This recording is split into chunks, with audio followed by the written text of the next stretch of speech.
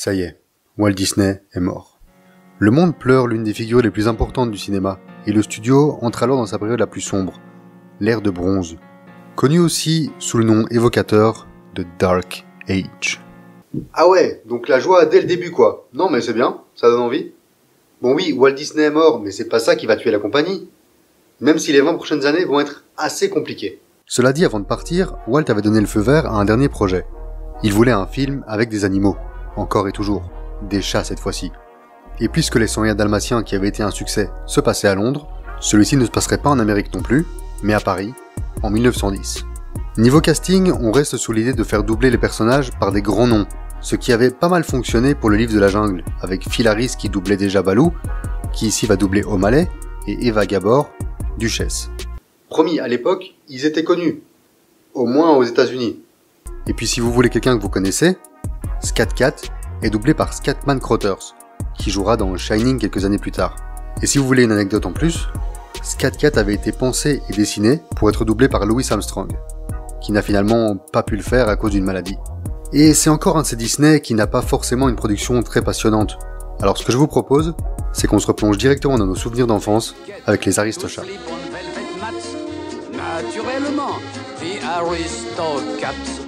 Le film commence, évidemment, en chanson, avec un générique interprété par Maurice Chevalier, et son magnifique accent. Pour cette chanson, les frères Sherman ont réussi à faire sortir Chevalier de sa retraite, et elle restera sa dernière jamais enregistrée. Encore une fois, à l'époque, Maurice Chevalier c'était un gros nom, au moins en France. Et si on l'écoute bien, cette chanson nous dit quand même que les Aristochats sont des gros bourgeois hautains qui dénigrent les pauvres. Mais bon, ils sont mignons donc ça passe. Les Aristochats sont donc des chats pourri gâtés vivant avec une vieille riche qui aime faire des blagues à son cheval. Ouais, parce que là, elle lui a rien donné. Se sentant pas trop loin de la mort, elle décide de faire venir son notaire pour rédiger son testament. Ah mais vraiment, aujourd'hui, c'est l'ambiance. Le notaire, sûrement plus vieux qu'elle, mais toujours fringant et chantant, fait quelques acrobaties dans les escaliers, puis arrive en haut et... Alors je suis pas certain qu'on ait envie de voir ça, donc on va passer à la suite. Elle explique donc qu'elle n'a personne à qui léguer son immense fortune, et qu'elle va tout laisser à Edgar, son majordome. Sympa. Quand il aura terminé de s'occuper des chats. Moins sympa. Et Edgar le prend très bien, c'est-à-dire qu'il prépare directement un plan pour se débarrasser des chats. Après 10 minutes, la partie humaine, c'est fait. L'intrigue est lancée et on peut enfin passer à ce pourquoi tout le monde est là, les chats. T'es pas une dame. Non, t'es rien qu'une sœur. Oh. Mais le côté chaton mignon qui se battent et jouent ensemble ne dure pas longtemps parce que... Les Aristochats ne jouent pas à se mordre, à se griffer et autres gestes violents. Quelle horreur! Parce qu'il est vite l'heure de peindre, de jouer du piano et de chanter. Ce que faisaient tous les chats domestiques à Paris en 1910, bien sûr. En vrai, Duchesse est un peu chiante quand même. Hyper péteuse, empêchant ses chatons de s'amuser, et leur faisant faire du solfège et de la peinture. Bien sûr, ils sont plus que des chats. Ils représentent la bourgeoisie, mais je trouve un peu étrange qu'ils les montrent comme des chats par rapport aux humains, puis leur donnent des caractéristiques totalement humaines la scène d'après. Mais c'est Edgar. Oui, c'est cette vieille face de rat. Mais en vrai, et on va vite se rendre compte, le film n'essaie pas du tout d'être réaliste. Edgar, lui, prépare déjà son plan, en versant un somnifère dans le souper des chats. Et donc il va tout faire maintenant, alors que la vieille va peut-être encore vivre des années, et pourra très bien prendre d'autres chats avant sa mort. Mais c'est débile! Bref, les chats endormis, il choisit le moyen de transport le plus bruyant de Paris pour les emmener à la campagne, loin de la ville. Mais avant ça, il en profite pour passer devant tous les coins connus de la capitale, évidemment. Une fois à la campagne, il se fait attaquer par des chiens, ce qui lui fait faire des loopings sous un pont. Et c'est là que j'ai compris que le film s'en foutait d'être réaliste. Parce que les passages de poursuite entre Edgar et les chiens, que ce soit cette scène-là, ou plus tard dans le film, sont littéralement des scènes sorties de cartoon, oubliant la physique, la gravité ou même le simple fait que là il devrait être blessé ou presque mort.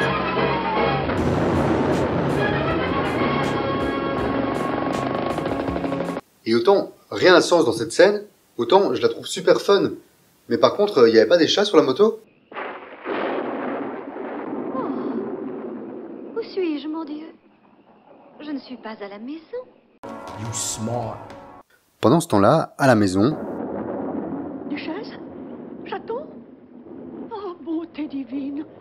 J'ai fait le plus horrible des cauchemars à leur sujet. Mais Dieu merci, ce n'était qu'un mauvais rêve. Mais à qui elle parle? Une fois le matin arrivé, ils sont réveillés par un gros chat de gouttière qui aime chanter des chansons d'exposition à sa gloire. Moi le beau Walter, Giuseppe Désiré, Thomas O'Malley.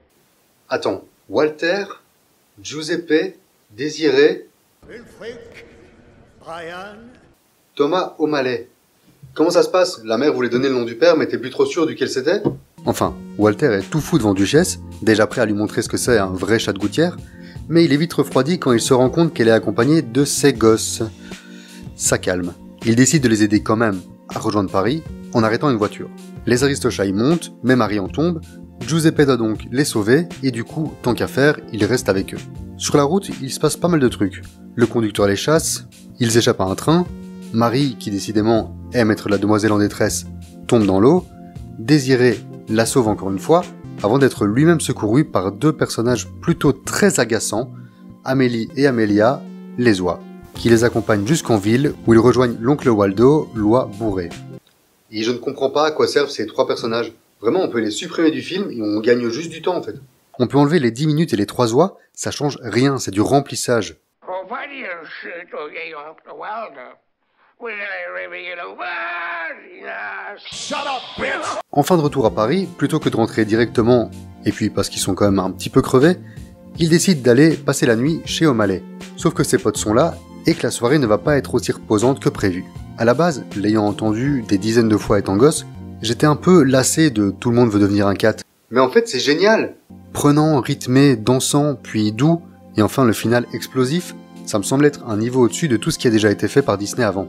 En tout cas musicalement. Par contre, apparemment, il y a quelques stéréotypes dans cette scène. Perso, je trouve que ça va.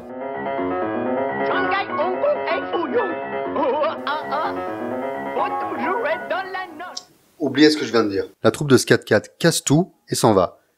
Les chatons sont au lit, et Duchesse et O'Malley partagent enfin un petit moment d'intimité, au clair de lune.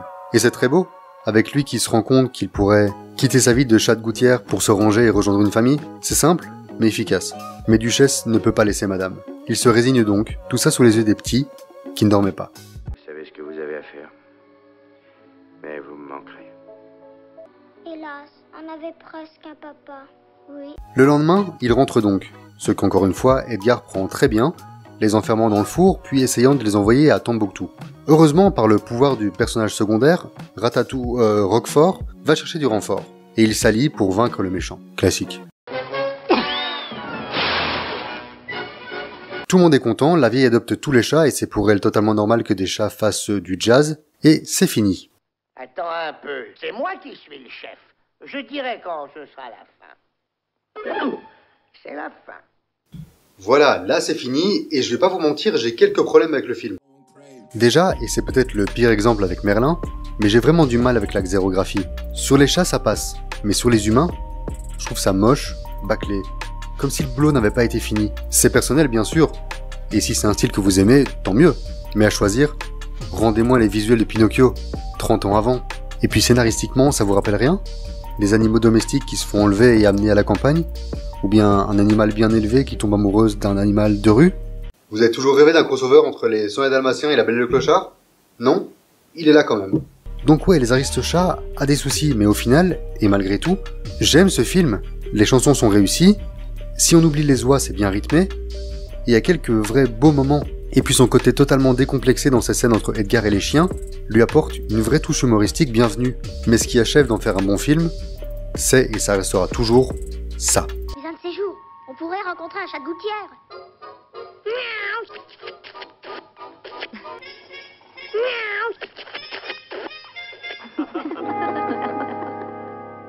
Tout ça pris en compte, les Aristochats, pour moi, c'est du 7 sur 10. Merci d'avoir regardé jusqu'au bout, j'espère que ce nouveau format vous plaît, et on se retrouve dans 2 semaines pour se marrer un peu avec Suicide Squad.